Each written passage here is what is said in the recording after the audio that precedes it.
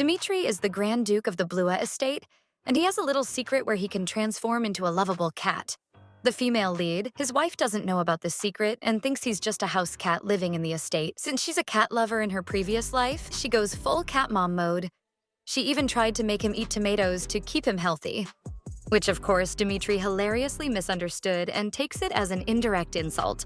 Dmitri, stuck in this fluffy disguise, has no choice but to spend his days getting ambushed with her constant praise, sneaky toy traps, and relentless affection. With every new attempt to charm him, his reactions are always hilarious. Will she ever figure out that her favorite little furball is actually her very human husband? Or will Dmitri finally meow out a confession?